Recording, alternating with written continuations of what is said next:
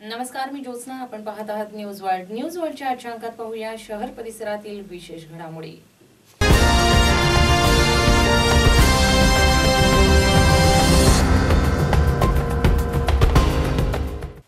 नरेंद्र मोदी यांच्या महत्त्वाकांक्षी smart city योजनेअंतर्गत नाशिकचा समावेश होण्याची शक्यता आहे. या योजनेत नाशिकसह देशभरातील 100 शहरांचा समावेश होऊ शकतो. भारतातील 2500 वर्षांपूर्वी असणाऱ्या सिंधू संस्कृतीतील शहरे जगात अव्वल दर्जाची होती. मात्र सध्याची शहरे जगातील बक्कल शहरे म्हणून ओळखली जातात. ही प्रतिमा पुसून काढण्यासाठी नरेंद्र मोदी सरकारने स्मार्ट सिटी योजना आखली आहे. या योजनेत समाविष्ट शहरात मूलभूत सोयी सुविधांसह वायफाय सारख्या सोयी सुविधांचाही समावेश होणार आहे.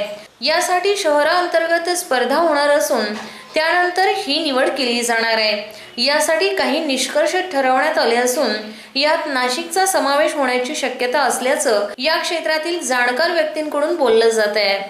News world bureau, Nashik. सिंहस्थ पर्वणीच्या निमित्तानं जुलै महिन्यापासून नाशिक रोड रेल्वे स्टेशन येथील मालधक्का 1.5 ते 2 महिने बंद ठेवण्यात येणार आहे. यामुळे धक्क्याशी संबंधित असणाऱ्या व्यक्तींमध्ये चिंतेचं वातावरण निर्माण झालंय. रोज हजारो टन मालाची ने आण होत असणारा मालधक्का मान्सूनच्या काही पावसांतच पाण्याखाली गेलाय. याच मालधक्क्यावरून सिंहस्थ पर्वणी काळात मालधक्का बंद करून प्रवासी वाहतूक करण्याचं रेल्वे प्रशासनाचं नियोजन आहे. या विरोधात तेथील कामगारांचे आंदोलन देखील झाले होते. तोच मालधक्का पाण्याखाली गेल्यानं जिल्हा प्रशासनापाठोपाठ रेल्वे प्रशासनाच्या कुंभमेळ्याच्या आयोजनातील गलथानपणा समोर आल्याचं बोललं जात आहे. न्यूज वर्ल्डसाठी मनीष सरवटकर, नाशिक रोड. विद्यापीठांनी सर्व परीक्षा मागणीनुसार परीक्षा घ्याव्यात. तसेच शैक्षणिक क्षेत्रात विद्यापीठांनी अधिकाधिक तंत्रज्ञानाचा उपयोग करावा, असे मत centre for development of leadership in एज्युकेशनचे संचालक डॉक्टर अजित थेटे यांनी व्यक्त केलंय. त्यांनी पुढे बोलताना सांगितलं की सध्याची मूल्यमापनाची पद्धत पूर्णतः कालबाह्य झाली असून वैकल्पिक विषयांसह केंद्रित पद्धत राबवणं अत्यंत गरजेचं असल्याचं प्रतिपादन त्यांनी यावेळी केलं. News world bureau, Nashik. मुंबईत सतत पडणाऱ्या संततधारेमुळे रेल्वे रद्द होण्याचा प्रकार आजही सुरू होता. आज तपोवनसह मुंबई नाशिक प्रवास करणाऱ्या 10 गाड्या रद्द करण्यात आल्या आहेत. त्यामुळे रेल्वे प्रशासनाचे लाखोंचे नुकसान होते आहे. दरम्यान याचा फायदा घेत नाशिक कसारा प्रवासी वाहतूक करणाऱ्या टॅक्सींनी घेण्यास सुरुवात केली असून पूर्वी बसपेक्षा कमी भावात सोडणाऱ्या या वाहनांनी बस एवढेच भाडे आकारण्यास सुरुवात केली आहे. न्यूज वर्ल्डसाठी मनीष सरवटकर, नाशिक रोड. न्यूज वर्ल्डच्या आजच्या अंकात अजूनही विशेष घडामोडी, पण त्यापूर्वी घेणार आहोत एक छोटीशी विश्रांती.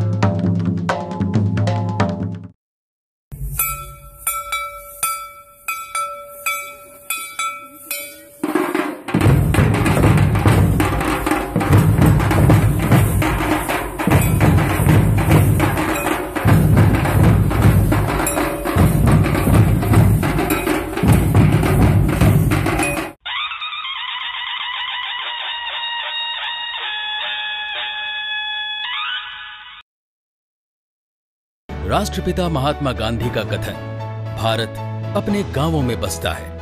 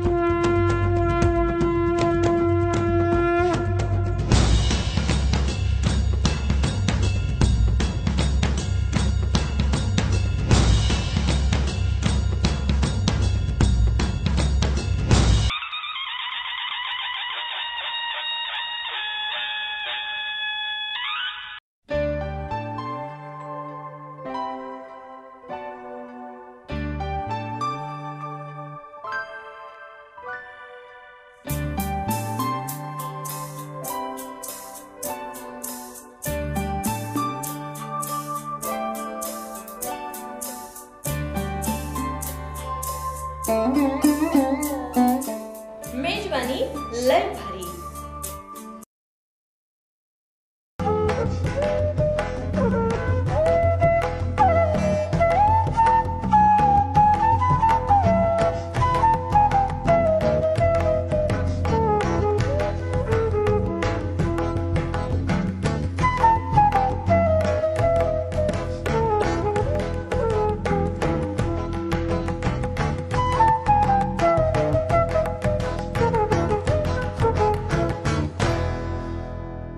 बातम्या आणि जाहिरातींसाठी संपर्क करा। आमचा पत्ता न्यूज वर्ल्ड गीत मीडिया कम्युनिकेशन, मधुमन बोधलेनगर जवळ शिल्पराज रेसिडेन्सी, हॉटेल कामत समोर, Nashik Pune road, Nashik 422 106। Phone number आहे 0253 65 77 77 5 आणि मोबाईल नंबर 9819 41 41 37 आणि 9702 31 55 88।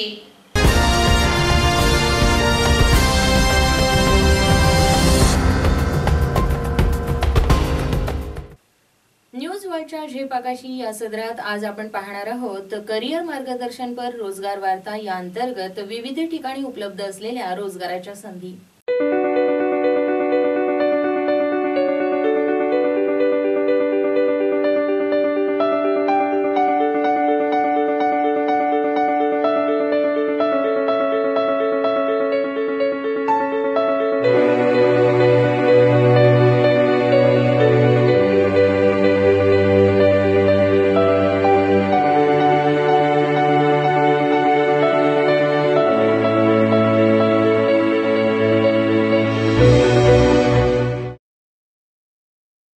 रिझर्व्ह बँक ऑफ इंडियात सहाय्यक पदाच्या 504 जागा।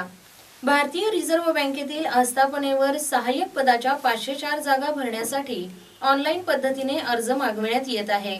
ऑनलाईन अर्ज करण्याचा शेवटचा दिनांक 3 जुलै 2015 असून अधिक माहितीसाठी www.rbi.org.in या वेबसाईटवर संपर्क साधावा। जिल्हाधिकारी औरंगाबाद आस्थापनेवर लिपिक टंकलेखकाच्या 7 तर तलाठी व संवर्गाच्या 10 जागा. जिल्हाधिकारी औरंगाबाद कार्यालयातील आस्थापनेवर लिपिक टंकलेखक पदाच्या 7 जागांसाठी ऑनलाईन अर्ज मागविण्यात आले आहेत. शिवाय उपविभागीय कार्यालयातील तलाठी संवर्गाच्या 10 जागांसाठी ऑनलाईन अर्ज मागविण्यात आले आहेत. ऑनलाईन अर्ज करण्याचा शेवटचा दिनांक 29 जून 2015 असून अधिक माहितीसाठी www.aurangabad.nic.in या वेबसाईटवर संपर्क साधावा.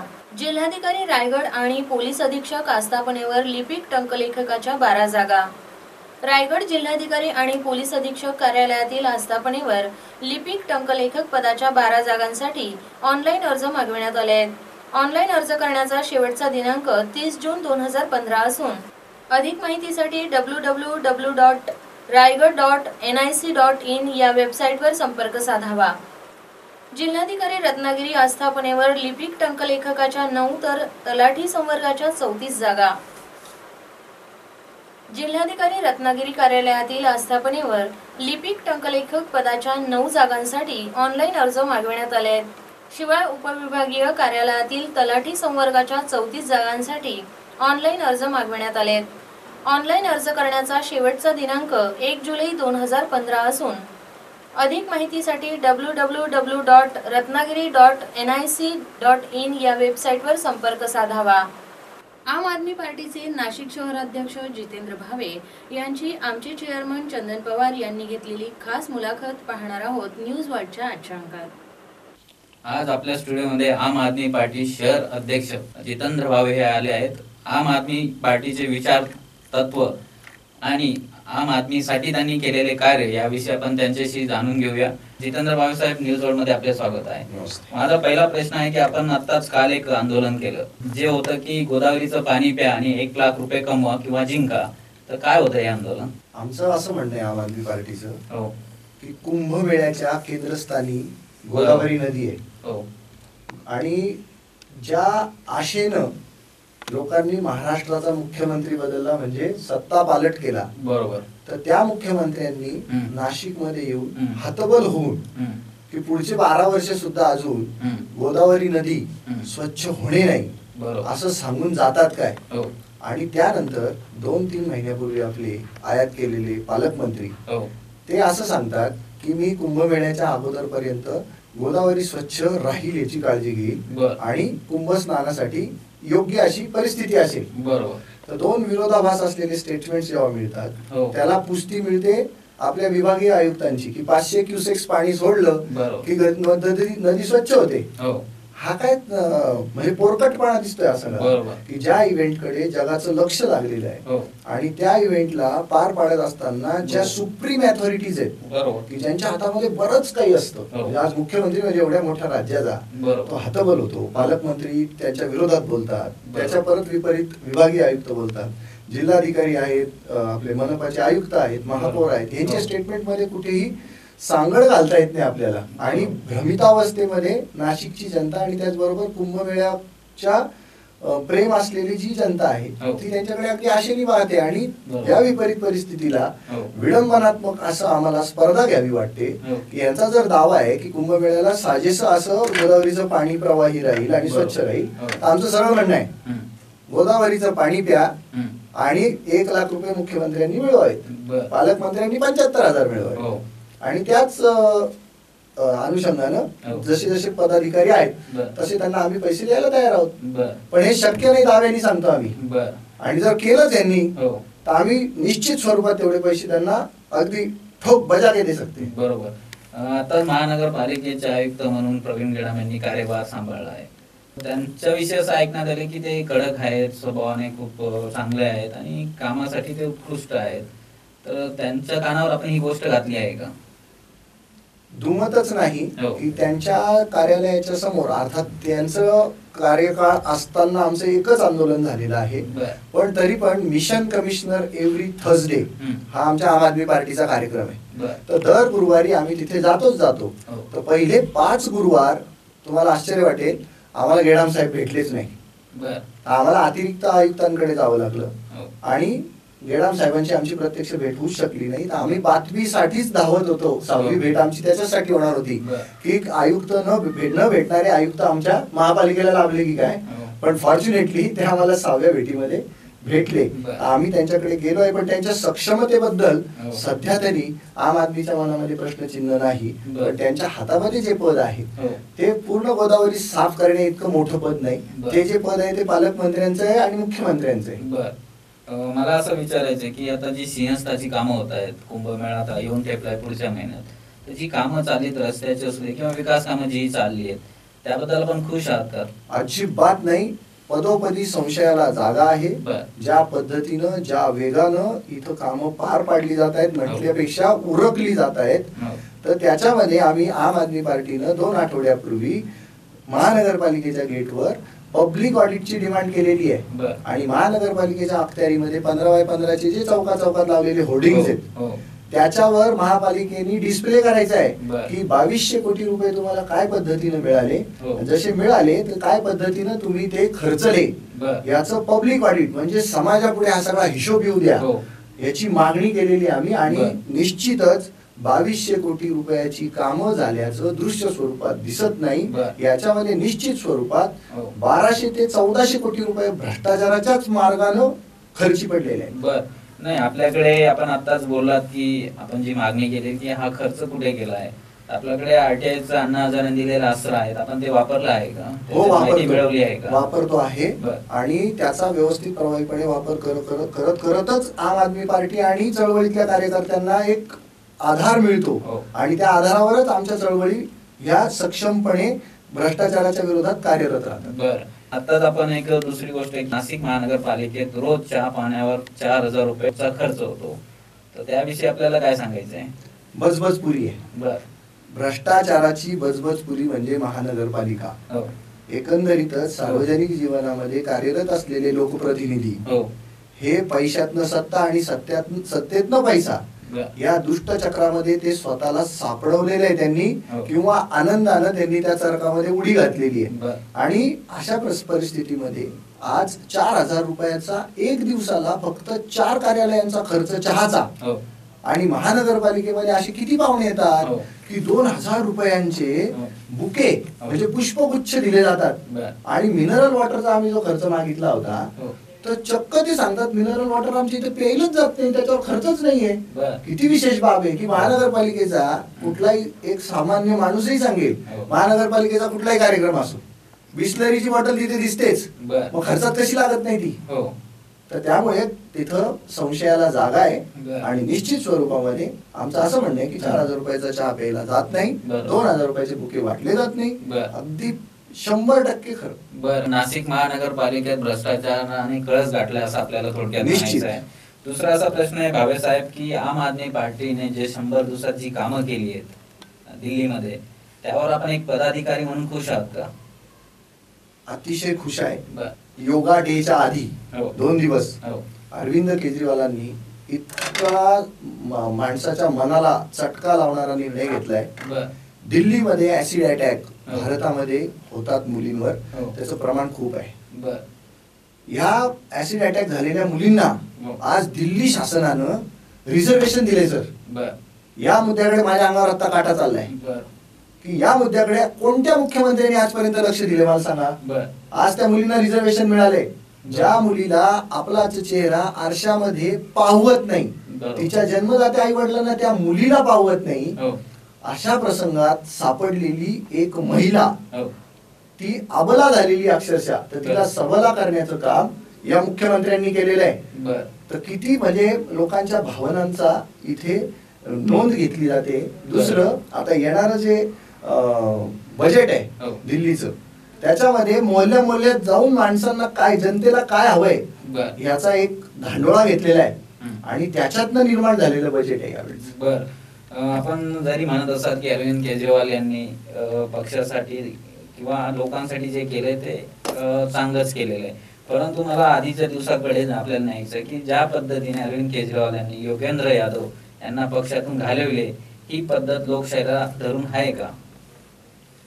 त्याच्या खोलामध्ये जर जाऊन आपण विचार केला तर योगेंद्र यादव हे एक पॉलिटिकल अनालिस्ट म्हणून अतिशय चांगले आहेत, त्याच्याबद्दल वाद असण्याचं काही कारण नाही. प्रशांत भूषणांसारखा कायदे तज्ञ खऱ्या अर्थानं आज आम आदमी पार्टीचा कणा होता, त्याच्याबद्दलही वाद नाही. पण ज्या पद्धतीनं दिल्लीच्या निवडणुका लढवत असताना त्यांनी जे कॅम्पेन केलेलं आहे त्याचे सज्जड पुरावे ज्या वेळेला यांच्या हाती लागले, त्या अनुषंगानंच ते पार्टी विरोधी कारवायांमध्ये सापडले आणि त्यांच्यावरती कारवाई झाली. आणि कसं होत गेलेलं आहे आज अरविंद केजरीवालांच्या बाबतीमध्ये मी असं सरळ सांगेल की आपण सिनेमामध्ये जे नाना पाटेकर जो हिरोचा जो रोल करत असतो त्यावेळेला विलन म्हणून अमरीश पुरी जे जे करतो ना, तसले प्रकार दिल्लीमध्ये चाललेले आहेत. आणि आमचा हा एक दिवसाचा मुख्यमंत्री जो नायक म्हणून अनिल कपूरने पण जी भूमिका केली आहे, तशा भूमिकेमध्ये आमचे अरविंद केजरीवाल आहेत आता. ठीक आहे, आपलं उत्तर लोकांना किती पटलंय हे बघूया. आपल्याला असा एक प्रश्न विचारायचा आहे की आम आदमी पार्टीने जी नाशिकची शाखा आहे आम आदमी पार्टी, या नाशिकमध्ये आम आदमी पार्टीने आपलं अस्तित्व निर्माण करण्यासाठी बरेच प्रयत्न केले, परंतु असं आपल्याला वाटतं की आपलं अस्तित्व निर्माण केलंय आम आदमी पार्टीने? कारण आंदोलनात बघता जी गर्दी असली पाहिजे होती, आपल्या मागे जी लोक उभी असली पाहिजे ती नाहीयेत, ते कशामुळे? एकदम मार्मिक प्रश्न आहे. आणि या प्रश्नाचं शल्य मला स्वतःला एक आम आदमी पक्षाचा जिल्हा प्रमुख या नात्यानं याचं वैषम्य वाटतं की जनतेच्या प्रश्नांच्या संदर्भात आम्ही ज्या पद्धतीनं त्यांच्या समोर जायला पाहिजे आणि जितका प्रतिसाद आम्हाला जनतेकडून मिळायला हवा तितकासा मिळत नाहीये. पण आम्ही 1 असू किंवा 5 असू तर आम्हाला सरळ असं वाटतं की आम्ही 1 बरोबर 100 आहोत. कारण आम्ही आंदोलनात जिगर किती आहे आणि फिगर किती आहे तर त्याच्यामध्ये आम्ही जिगरला जास्त महत्व देतो. फिगरला निश्चितच राजकारणामध्ये महत्व आहे, पण 150-150 वर्षाची परंपरा, 60-60 वर्षाची परंपरा असलेले पक्ष, तुम्ही आठवा एकेकाळी भाजपचे 2 खासदार होते, आज ते सत्तेत आहेत. तर आपल्याला ग्रॅज्युअल प्रोग्रेस आणि कॉन्क्रीट प्रोग्रेस मध्ये विश्वास ठेवावा लागेल. जनतेला आज उभं आलेला आहे राजकीय पक्षांचा. आम आदमीचं जे काही वेगळेपण आहे त्या वेगळेपणाच्या संदर्भामध्ये जनतेमध्ये संभ्रम निर्माण होणं, त्याला कारणीभूत आज दिल्लीमध्ये जे काही प्रकार घडत आहेत, केंद्र शासन जे दिल्लीच्या शासनावर आज कुरघोडी करायला बघतंय, त्याचा परिणाम निश्चित स्वरूपात होताना दिसतो आणि त्यामुळे आम्हाला प्रतिसाद अल्प प्रमाणात मिळतो. पण तरी परंतु आज तुम्ही समाजामध्ये जा की आम आदमी पक्ष हा विषय काढला की लोक सहानुभूतीपूर्वक तुमच्याशी चर्चा करतात, हे आम्ही रोज अनुभवतो. आणि नाही काहीतरी झालं तरी आज आमचे नाशिक शहरामध्ये 10,000 सभासद आहेत, ते पूर्ण ऍक्टिव्ह असं म्हणणं नाही, सक्रिय कार्यकर्ते 500 आहेत आमचे आणि एकदम रस्त्यावर उतरून काम करणारे 50 लोक आहेत. पण आम्ही या गोष्टीवर विश्वास ठेवतो की काळ बऱ्याच प्रश्नांना उत्तर असतं. अनेक प्रश्न असे असतात की जे सोडून दिल्यानेही सुटतात, त्याच्यासाठी आपण अडून बसण्याच्या अर्थाने काम करत राहिलो. मला आणखी असं विचारायचं की आम आदमी पक्षाचा खरा चेहरा संघर्षाचा आहे की काँग्रेस आणि भाजपा बरोबर हात मिळवणारा पक्ष आहे? बिलकुलच नाही, असं म्हणण्यासाठी जागा शिल्लक नाहीये. भाजपशी ज्या पद्धतीने आमचा विरोध चालू आहे, ज्या पद्धतीने आम्हाला त्यांना बाजूला सारून दिल्लीमध्ये कामच करून दाखवायचे, त्याच्यामुळे भाजप आमचा मित्र असण्याचं काही कारण नाही. काँग्रेसला नेस्तनाबूत करून आम्ही 70 पैकी 67 जागा मिळवून दिल्लीमध्ये आज सत्ताधारी झालो आहोत, त्यामुळे त्यांच्याशी मैत्री करण्याचं काही कारणच नाही. आणि तुमच्या अगोदरच्या प्रश्नाचं उत्तर सुद्धा याच्यामध्ये दिसून येईल तुम्हाला की आम्ही पारंपरिक राजकारण करत नाही आहोत. आमच्याकडे कुठलीही पदं नाही आहेत वाटायला. कार्यकर्त्याला काय लागतं, आज राजकीय पक्षाच्या कार्यकर्त्याला काय लागतं, खाणं पिणं लागतं. आमच्या इथं आंदोलन झालं तरी कार्यकर्ता उपाशी असतो, आंदोलनाच्या सुरुवातीला सुद्धा, आंदोलन संपलं तरी. त्यामुळे इथे लोकांचा जास्त ओघ असण्याचं काही कारण नाही, कारण 60 वर्षापासूनच्या पद्धतीचा संस्कार जनतेवर असं विचारायचं आपल्याला, थांबवायचं मला की मी हा जो प्रश्न विचारला हा निवडणुका आधीचा आहे. ज्या पद्धतीने आम आदमी पार्टीचे लोक कधी भाजपाच्याकडे जात होतात, कधी काँग्रेसकडे जात होतात, गुप्त मिटिंग चालत होत्या सत्ता स्थापनेसाठी, हा काय प्रकार होता? ते राजकीय षडयंत्र आहे, ते गुप्त मिटिंगा वगैरे काही नाहीये. सत्ता कारण करायचं असेल तर सर्व पक्षातल्या सत्ताधाऱ्यांना, प्रतिनिधींना भेटणं हा एक राजकारणाचा भाग आहे. दुसरं असं विचारायचं की आम आदमी पार्टीच्या नाशिकच्या विविध संस्थांच्या त्या निवडणुका लागणार आहेत, पुढे स्थानिक संस्थांच्या निवडणुका लढणार आहे का? सध्या तरी तो काही अजेंड्यावर आमचा कार्यक्रम नाहीये. आम्हाला लोकांमध्ये जायचे, लोकांचे प्रश्न सोडवायचे आणि योग्य वेळेतच. योग्य वेळेतच याचा अर्थ योग्य वेळ आज नाहीये हे माझं स्पष्टपणे म्हणणं आहे. उगाच हात दाखवून अवलक्षण करणारी आम आदमी पार्टी नाही. नाही, आपला जर असा विश्वास असेल की लोक आपल्या पाठीशी आहेत आपण जी संख्या सांगितली 10,000 आपले कार्यकर्ते आहेत, 500 रस्त्यावर उतरणारे आहेत, 50 सोबत येणारे आहेत. तर ज्या पद्धतीने आता बँकच्या निवडणुका, नाशिक जिल्हा बँकची निवडणुकी झाली, आता येणारी नाशिक कृषी उत्पन्न बाजार समितीची निवडणूक आहे, या निवडणुकीत तुम्ही सहभागी का होत नाही? आता त्याची गणितही तुम्हाला व्यवस्थित पद्धतीने माहिती आहे. अगदी 6,000 हजार रुपयापर्यंत एनडीसीसी बँकेच्या एकेका मताचा रेट गेला. आणि आम आदमी पक्षाची विचारधारा अशी आहे की आम्ही 20 कोटीमध्ये दिल्लीची सत्ता मिळवलेली माणसं आहोत आणि या एनडीसीसी बँकेच्या राजकारणामध्ये 20 कोटी रुपये नुसते एका इलेक्शनला लागलेत. हा बेसिक डिफरन्स आहे. त्यामुळे तो विषय आमचा होत नाही, तो विषय आमचा होईल. आपला विश्वास असा आहे की पैशाने निवडणूक जिंकता येत नाही? बिलकुल नाही. आज वातावरण बदलायचं असेल तर पुन्हा एकदा सांगतो, काळ जाऊ द्यावा लागेल, लोकांमध्ये आमूलाग्र बदल घडून आणावा लागेल, लोकांच्या विचारात बदल आणावा लागेल, तेव्हाच हे शक्य आहे. बरं, येणाऱ्या काळात आम आदमी पार्टी नाशिकसाठी काय करणार आहे किंवा आपले फ्युचर प्लॅन्स काय आहेत? सध्या तरी आमच्या अजेंड्यावर ही पद्धत आहे की आम्हाला बदल पाहिजे, म्हणजे सत्ता बदल नको आहे, व्यवस्था परिवर्तन पाहिजे. तर व्यवस्थेमध्ये असलेल्या ज्या अडचणी आहेत त्या रोजच्या रोज लोकांमध्ये गेलं पाहिजे. लोकांना रेशन कार्ड मिळत नाही, लोकांना सेशन कार्ड मिळत नाही, लोकांना आधार कार्ड मिळत नाही. या समस्येपासून जन्माचा दाखला, मृत्यूचा दाखला देखील पटकन मिळत नाही. 7/12चा उतारा लोकांनी ज्या आशेने सत्ता परिवर्तन केलेलं आहे, आजही तलाट्याला 50 रुपये द्यायला पाहिजे, तर 5 तासांनी आपल्याला 7/12 मिळतो. 5,000 रुपये दिले, 5 सेकंदात 7/12चा उतारा मिळतो. या परिस्थितीत बदल झालेला बिलकुलच नाहीये. त्यामुळे आमच्यासाठी काम खूप आहे, ते काम करायला पाहिजे आणि हे व्यवस्था परिवर्तनाचं काम आहे. बरं, आपल्याला मी आणखी परत दिल्लीला नेतो. दिल्लीच्या आपचे जे नेते आहेत आशुतोष आणि आशिष खेतान यांनी 1 वर्षापूर्वी एक षड्यंत्र चालू केलं, ज्यामुळे त्यांनी आता आपण योगेंद्र यादव यांच्याविषयी सांगितलं. योगेंद्र यादव आणि भूषण यांना काढण्यात त्यांचा महत्वाचा वाटा आहे, कारण त्यांना राज्यसभेत जायचं होतं. कोणाला? आशुतोष आणि आशिष खेतान. राज्यसभेसाठी यांचं नाव पुढे होत होतं, म्हणून यांना काढण्यासाठी त्यांनी 1 वर्षापासून षड्यंत्र रचलं होतं. हे काय आहे?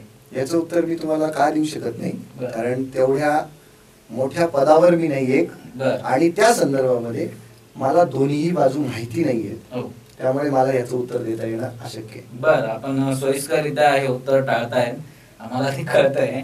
अच्छा, दुसरा प्रश्न असा की आम आदमी पक्षाचे जे सर्व अरविंद केजरीवाल आहेत, ते दिल्लीच्या बाहेर जाण्यास नकार देतात. अशा परिस्थितीत पक्ष कसा वाढणार?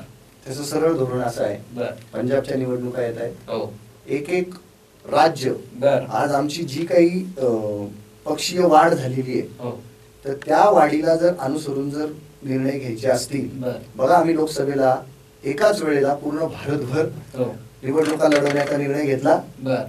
निर्णय तुमच्या पुढे, निर्णय अंगाशी आलेला आहे. याचा अर्थ कॅडर बेस असा पक्ष उभा राहण्यासाठी वेळेची गरज आहे आणि पावलं ही ओळखून टाकली पाहिजेत. आणि त्या अंतर्गत आम्हाला असं वाटतं की पंजाब मध्ये आम्हाला अनुकूल वातावरण आहे, तिथं कॅडर बेस आमची संघटन उभं आहे आणि पंजाब राज्याच्या निवडणुका ह्या आम आदमी पक्षाने लढवण्याचं जवळपास निश्चित होत आलेलं आहे. तर असंच मजल दर मजल करतच पक्ष वाढ व्यवस्थित होऊ शकते आणि ज्या दिवशी देशभर ही लाट उसळेल त्यावेळेला आम आदमी पक्ष सुद्धा माघार घेणार नाही. आपण माझ्या प्रश्नाचं अजूनही उत्तर दिलेलं नाही असं मला वाटतं की ते दिल्लीच्या बाहेर का निघत नाही. कारण आता महाराष्ट्राच्या बीड मध्ये एक संघर्ष यात्रा काढायची होती आपल्या आम आदमी पक्षाला, त्यामुळे सुभाष वारे आणि जे आपले महाराष्ट्र समन्वयक आहेत ते मोठ्या छाती ठोकपणे सांगत होते की अरविंद केजरीवाल येणार आहेत, परंतु त्यांनी ऐन वेळेस नकार दिला आहे. मला हेच विचारायचं आहे की ते का दिल्लीच्या बाहेर निघत नाही, काय कारण आहे? बिईंग अ मीडिया पर्सन, तुम्ही एक व्यवस्थित एक गोष्ट जाणत असाल की ज्या पद्धतीनं दिल्लीमध्ये रोजच्या घडामोडी होत आहेत त्याला अनुसरून आज त्यांनी दिल्ली सोडणं हे स्वाभाविकरित्या माझ्यासारख्या कार्यकर्त्याला सुद्धा पटत नाहीये. पण संघर्ष यात्रेच्या निमित्ताने अरविंद केजरीवालांनी यायला हवं होतं, कारण तो प्रश्न तितका महत्वाचा होताच. पण परिस्थितीत जर विपरीत जात असेल तर अरविंद केजरीवाल आले नाही म्हणून खूप काही बिघडलं अशातला काही भाग नाही. कालच मी औरंगाबादला गेलेलो होतो आणि त्या संघर्ष यात्रेदरम्यान आत्महत्या केलेल्या शेतकऱ्यांच्या मुलांना वर्षाला एका मुलाला 12,000 याप्रमाणे 92 मुलांना काल आम आदमी पक्षानं तिथे चेक्सचं वाटप केलेलं आहे आणि त्यांच्या शिक्षणाची जबाबदारी घेतलेली आहे. 1 वर्षाकरता नव्हे जो मूल आज 3री मध्ये आहे त्याला 12वी पर्यंतच्या शिक्षणापर्यंतची जबाबदारी आम आदमी पक्षाने घेतलेली आहे. जे मूल 6वीत आहे त्याची पण 12वी पर्यंतची, प्रत्येक मुलाची, ह्या 92 मुलांची 12वी पर्यंतची संपूर्ण जबाबदारी आम आदमी पक्षाने घेतलेली आहे. आणि शेतकऱ्यांच्या बी बियाणांच्या संदर्भात असो किंवा खतांच्या संदर्भात असो, प्रसंगानुरूप आमचे राज्य समन्वयक वारे साहेब हे त्याचा पाठपुरावा करत आहेत. त्यामुळे अरविंद केजरीवाल आले नाही म्हणून काम थांबेल असंही होणार नाही. खूप चांगलं काम करताय आपला पक्ष, आपण ज्या पद्धतीने सांगितलं. मला असं विचारायचं की नरेंद्र मोदी यांनी जे 1 वर्षभरात कामं केली आहेत त्याविषयी आपण खुश आहात का? एक पक्ष म्हणून मी बिलकुल नाराज आहे. कारण करतायत ते राईचा पहाड, करतायत टाचणी भर काम आणि दाखवतायत डोंगरा एवढं काम. त्याच्यामध्ये सरळ सरळ मार्केटिंग आहे. आणि आज जो योगा दिवस जो झाला तर निश्चित शरीराला व्यायाम झाला पाहिजे, हाच योगाचा अर्थ आहे, तो आम्ही नाकारत नाही. पण ज्या पद्धतीने त्याचं मार्केटिंग होऊन मुख्य प्रश्नांकडून जनतेचं लक्ष दुसरीकडे वेधण्याचा जो प्रयत्न झाला त्याचा आम्ही निश्चित निषेध करतो. आणि मोदी एकटे चांगले असून चालणार नाहीये. याच्यामध्ये त्यांची जी फौज आहे, आता या 2-3 घटना ज्या घडलेल्या आहेत, सुषमा स्वराज, राजस्थानच्या मुख्यमंत्री विजयाराजे सिंधिया, नंतर स्मृती इराणी आणि आता 4थ्या पंकजा मुंडे पालवे, तर ते लोन आता महाराष्ट्रापर्यंत आलेलं आहे. 208 कोटीचा घोटाळा पंकजा मुंडेंचा बाहेर येतो आहे. तर मुख्य म्हणजे मला वाईट कसलं वाटतंय माहितीये का, आजपर्यंत पुरुष राजकारणी भ्रष्टाचारी आहेत असं जे म्हटलं जात होतं, आणि महिलांना पुरुषांच्या तुलनेमध्ये कमी भ्रष्टाचारी असतील, त्या जास्त नीतिमान असतील असं जी एक भाबडी श्रद्धा या भारतीय जनतेची होती, त्याला सुद्धा उभा आडवा छेद या 4 महिलांच्या माध्यमातून जातो की काय ही भीती मला वाटते. ठीक आहे भावे साहेब, आपण चांगली उत्तरं दिली आहेत. माझा आता एक शेवटचा प्रश्न आपल्याला असा आहे की नाशिकची जनता किंवा नाशिकचा इथला तो कारभार बघता प्रशासनाचा आणि जनतेचा ज्या पद्धतीने त्यांच्याशी व्यवहार राहिलेला आहे, की आज असं सांगितलं जातं की नाशिकला कोणा पोलीस ऑफिसरला बदली करून घ्यायची असेल किंवा कोणत्याही वरिष्ठ पदावर बदली करून घ्यायची असेल तर इथे येण्यासाठी ते जास्त पैसे देतात. म्हणजेच याचा दुसरा अर्थ असा होतो की इथे आल्यामुळे त्यांना भ्रष्टाचाराचं रान मोकळं होतं आणि जनता त्यांना प्रश्न विचारत नाही. तर आपल्याला जनतेला काय सांगायचं की काय करावं, या प्रशासनाशी कसं वागावं, त्यांना जाब कसा विचारावा, आपण काय सांगा? बघा, मागच्या वेळेला मिश्रा नावाचे आपले आयुक्त आलेले होते, तर त्यांची बदली होणार होती. त्यावेळेला नाशिकची जनता रस्त्यावर उतरली होती. त्या पद्धतीने जर सजग राहत नाशिकची जनता वेळोवेळी जर रस्त्यावर येत असेल तर प्रशासन की खेत की मुली आहे अशी परिस्थिती निर्माण होऊ शकते. आणि तुम्ही जे म्हणालात की इथे येण्यासाठी पैसे खर्च करावे लागतात वगैरे, तर ते उघड सत्य आहे. या सत्ता बदलानंतर सुद्धा मागील पानावरून पुढील पानावर ते आणि त्याच पद्धतीनं राजवट चालू आहे. कुठेही खोके दिल्या आणि घेतल्याशिवाय कुठल्याही बदल्या होत नाहीत असं म्हणताच येत नाही. आजही ते व्यवहार सढळ हाताने व्यवस्थित चालू आहेत. मी तर म्हणतो रेट वाढला असेल पण कमी नाही. हे होते आपल्या सोबत जितेंद्र भावे, आम आदमी पक्षाचे ते शहर अध्यक्ष आहेत. त्यांच्याबद्दल आपण गप्पा करताना बऱ्याच गोष्टी जाणून घेतल्या आहेत. त्यांनी हे पण सांगितलं की जनतेने काय करावं आणि काय करू नये. न्यूज वर्ल्डच्या स्टुडिओमध्ये ते आले, त्यांनी आपल्याशी मनमोकळ्या गप्पा मारल्या, त्याबद्दल त्यांचे आभारी. धन्यवाद. याच बरोबर न्यूज वर्ल्डचं आजचं बातमीपत्र संपलं. पुन्हा आपली भेट पुढील प्रसारणात. तोपर्यंत मी ज्योत्स्ना आपला निरोप घेते. नमस्कार. बातम्या आणि जाहिरातींसाठी संपर्क करा. आमचा पत्ता न्यूज वर्ल्ड, गीत मीडिया कम्युनिकेशन, मधुमन, बोधलेनगर जवळ, शिल्पराज रेसिडेन्सी, हॉटेल कामत समोर, Nashik Pune road, Nashik 422-106. Phone number आहे 0253 65 77 77 5 आणि मोबाईल नंबर 9819 41 41 37 आणि 9702 31 55 88.